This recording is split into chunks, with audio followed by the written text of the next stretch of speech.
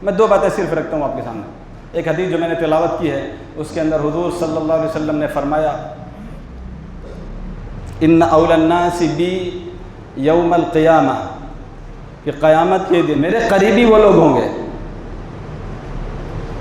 یعنی حب رسول کیا ہے؟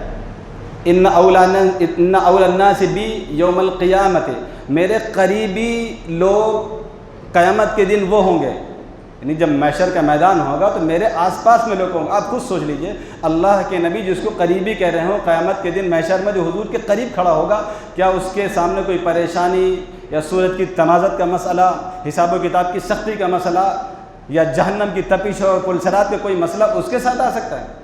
یہ نہیں ہو سکتا، یہ نہیں ہو سکتا۔ اللہ کے نبی خود ضمانت دے رہے ہیں نا، اس کا فارمولہ بھی ہم کو بتا رہے ہیں کہ میرے نزدیک، میرا سب سے قریب، میرا قریبی قیامت کے دن وہ ہوگا اکثرہم علیہ صلاۃً، جو مجھ پر کثرت سے درود بھیجتا ہوگا، جو مجھ پر کثرت سے درود بھیجتا ہوگا۔ یہ ایک فارمولہ ہے، بہت زیادہ اس طریقے سے، لیکن ایک مضبوط فارمولہ ہے کہ اللہ کے نبی نے فرمایا اگر محبت ہوگی اور اللہ کے نبی پر درود نہ بھیجے، یہ بھی نہیں ہو سکتا۔ آپ نے تو ہلاکت کی دعا فرما دی ہے کہ ہلاک ہو جائے وہ جس کے سامنے میرا نام لیا جائے اور پھر درود نہ پڑے۔ یہ حق ہے اللہ کے نبی کا، اور اس میں علماء کے کچھ مسائل ہیں کہ کب واجب ہے، کب فرض ہے، کب سنت ہے، کب مستحب ہے، لیکن ایک محبت کا تقاضا یہی ہے کہ جب اللہ کے نبی صلی اللہ علیہ وسلم کا نام آئے تو آپ پر درود بھیجا جائے۔ ایک اور صبح سے شام تک روزمرہ کے معمولات میں درود پاک کا کوئی عمل ضرور ہونا چاہیے ہمارے پاس، اس کم سے کم 100 تسبیحات ہونی چاہیے ہماری۔ اور جمعہ کے دن کا خاص طور سے حدیث شریف میں ذکر کیا گیا ہے کہ جو لوگ جمعہ کے دن سے مجھ پر درود پڑھتے ہیں ان کے لیے بخشش کے وعدے فرمائے گئے ہیں، اور اللہ کے نبی کی محبت کی ضمانت بھی ہے۔ وہ یہاں تو صاف فرما دیا گیا ہے کہ میرے قریب وہی لوگ ہیں جو کثرت سے درود بھیجتے ہوں گے، تو کثرت سے درود پڑھتے ہوں گے۔ اب ظاہر سی بات ہماری ذمہ داری بنتی ہے کہ جب محبت کا ایک فارمولہ پتہ چل گیا تو اب اس پر عمل ملائے۔ بہت آسان تھا، باوضو ہو کر کے قبلہ رو یکسوئی کے ساتھ اللہ کے نبی پر درود پڑھتے رہیں تو زہ نصیب، زہ مقدر، بہت خوش قسمت ہے وہ انسان۔ لیکن چلتے پھرتے اٹھتے بیٹھتے ہم اگر ورد بنا لیں اور اپنی زبان کی ایک عادت سے ڈال لیں تو یہ تو اس سے بھی بڑی بات ہو گئی نا۔ جو آدمی ہر وقت پڑھ رہا ہو تو بڑا آسان ہے، اس کے لیے وضو بھی شرط نہیں ہے، اس کے لیے قبلہ رخ ہونا بھی شرط نہیں ہے، کوئی خاص وقت ہونا بھی شرط نہیں ہے، کسی بھی وقت آپ اللہ کے نبی صلی اللہ علیہ وسلم پر درود پڑھ سکتے ہیں۔ تو ہم نمازوں کو، مسجدوں کو آ رہے ہیں اور جا رہے ہیں، بازاروں کو جا رہے ہیں، دکانوں کو جا رہے ہیں، گھر کو آ رہے ہیں، راستے میں پڑھتے رہیں۔ درمیان میں کوئی بندہ ساتھ میں بات کر رہا تو بات کریے، پھر پڑھنا شروع کر دیجیے، کیا مسئلہ ہے؟ کوئی شرط نہیں کسی طریقے کی۔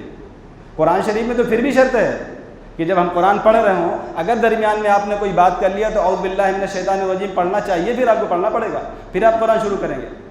یعنی قرآن جب پڑھیں گے بیچ میں آپ نے اگر اس کو روک دیا ہے، پھر سے اعوذ باللہ بسم اللہ پڑھیے اور پھر شروع کریے۔ درود شریف میں تو یہ بھی نہیں، بات کر رہے ہیں بات کریں گے، پھر درود شریف شروع کر دیں گے، تو یہ محبت پھر اندر مضبوط ہوگی، طاقتور ہوگی، پھر اس کے اثرات، پھر اس کے انوار، اس کے برکات پھر ہم کو دیکھنے کو ملیں گے۔ اب ایک الگ مسئلہ ہے کہ بعض لوگوں کے یہاں یہ ہے کہ جب اللہ کے نبی کا نام آتا ہے تو ہم انگوٹھے کو آنکھوں سے لگاتے ہیں، تو وہ کیا مسئلہ ہے؟ تمہارا مولوی خود کہتا ہے کہ ساری روایت جھوٹی ہیں، کا جو جد امجد ہیں جن کو ہم خان صاحب کہتے ہیں، احمد رضا خان بریلوی سے خود پوچھا گیا کہ آنکھوں کو، انگلیوں کو آنکھوں سے لگانے کی جو روایات ہیں کا سب بے بنیاد ہے، اور حضور کا نام آئے تو درود پاک پڑھو، حدیث کے ایک ذخیرہ ہے۔ اب پڑھیے فضائل درود شیخ زکریا رحمۃ اللہ علیہ کے، اس کے اندر دیکھیے درود پاک کی فضیلتیں کیا کیا لکھی ہوئی ہیں۔ لیکن ہم تو کانوں کے اور زبانوں کے عادی ہیں، باتیں خوب کر لیتے ہیں، خوب سن بھی لیتے ہیں، جب عمل کا نمبر آتا ہے تو اپنا وقت فضول میں ضائع کرنا یہ ایک ہماری عادت سی بن چکی ہے۔ اللہ ہم سب کو اپنے اوقات کا استعمال کرنے کی توفیق عطا فرمائے۔ دوسری بات، حضرت ربیعہ اسلمی رضی اللہ عنہ ایک صحابی ہیں، حضور اکرم صلی اللہ علیہ وسلم کی خدمت کیا کرتے تھے، آپ کے لیے مصلی بچھانا، وضو کا پانی لانا، مسواک دینا، آپ کی خدمت گزاری کا اکثر موقع ملتا تھا تو خدمت فرمایا کرتے تھے۔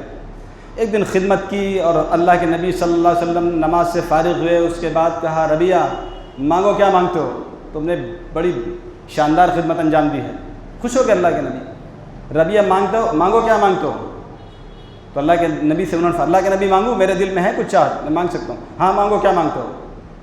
تو انہوں نے فرمایا اللہ کے نبی میں قیامت میں دن، بلکہ میں جنت میں آپ کی رفاقت چاہتا ہوں، میں چاہتا ہوں کہ میں جنت میں تو رہوں لیکن آپ کے قریب رہوں۔ کیا حوصلہ ہے صحابہ کرام کا، اور کیا نیت ہے. ہم تو دنیا داری کے لوگ ہیں نا, بچہ بیمار ہے ٹھیک ہو جائے, گھر نہیں ہے گھر آ جائے, کاروبار ٹھنڈا پڑا ہوا ہے وہ گرم ہو جائے, یہ تو ہم ان باتوں کے عادی ہو گئے ہیں نا. لیکن صحابی کی سوچ جنت تو ہے ہی ہے, اللہ کے نبی کی دیدار اتنا یقین تھا ان کو, اور یقیناً ہے ان کے لیے جنت. فرمایا جنت نہیں, وہ کون سی جنت ہے کہ وہ حضور کا دیدار نہ ہو, بڑی دوری ہو جائے. کہا نہیں, جنت میں بھی میں آپ کے ساتھ اور آپ کے قریب رہنا چاہتا ہوں. اللہ کے نبی نے فرمایا کچھ اور مانگ لو, تو بڑی بات ہے, بڑے حوصلے کی بات ہے, بہت بڑی چیز مانگتے ہو. اس کے کچھ شرائط بھی ہوں گی نا, پھر تو کچھ اور کا نہیں, بس یہی ایک بات اللہ کے نبی میں نے کہہ دیا آپ جو چاہیں. تو اللہ کے نبی صلی اللہ علیہ وسلم نے ایک بات ارشاد فرمائی, فَأَعِنِّي عَلَيَّ بِكَثْرَةِ السُّجُودِ, یعنی پھر کثرت سے سجدے کیا کرو, تمہاری خواہش بھی پوری ہو جائے گی انشاءاللہ. اللہ کے نبی کی خدمت کیا, اور خدمت کے نتیجے میں اللہ کے نبی سے دعا بھی کروا لی, لیکن اللہ کے نبی نے ساتھ میں ایک عمل جوڑ دیا ہے, کہیں میری امت کے لوگ یا بعد میں آنے والے لوگ سست نہ ہو جائیں, سستی کا شکار نہ ہو جائیں. کہ اب اللہ کے نبی نے فرما دیا ٹھیک ہے میں اللہ سے دعا کر دوں گا بس, اس کے بعد 7 خون معاف ہو گئے, یہ نہیں ہو سکتا. آپ نے فرمایا کہ کثرت, اچھا اس میں بھی ذکر کیا ہے نماز کا, کثرت سجود اختیار کرو, اور سجدہ نماز کا ہی ہوتا ہے. کہ کثرت سے سجدے کیا کرو, میں نے دعا بھی کر دیا ہے, میں اللہ سے دعا بھی کر رہا ہوں, پھر اس سجدے کی کثرت کی برکت سے انشاءاللہ تمہیں یہ مقام نصیب ہو جائے گا. تو 2 باتیں تو بالکل صاف ہو گئی ہیں, 2 بالکل صاف ہیں. نمبر 1 درود پاک کی کثرت, اور نمبر 2 نمازوں کی پابندی. کثرت کا آخری درجہ یہی ہے نا کہ جو فرائض ہمارے اوپر ہم اس کو پورا کر لیں گے, اس کے بعد کا نمبر آتا ہے جو نوافل پڑھ رہا ہو فرائض چھوڑ رہا, تو اس سے بڑا دھوکے باز کون ہے. تہجد گزارو فرائض چھوڑ دیتا ہو, کس کام کا ہے, کس کام, کسی کام. یہ 2 باتیں بھی سامنے آئی ہیں. نمبر 1 درود پاک کی ہم عادت ڈالیں, اور نمبر 2 نمازوں کی پابندی کریں. حضور صلی اللہ علیہ وسلم کی مشہور حدیث ہے, قرۃ عینی فی الصلاۃ, میری آنکھوں کی ٹھنڈک نماز میں ہے.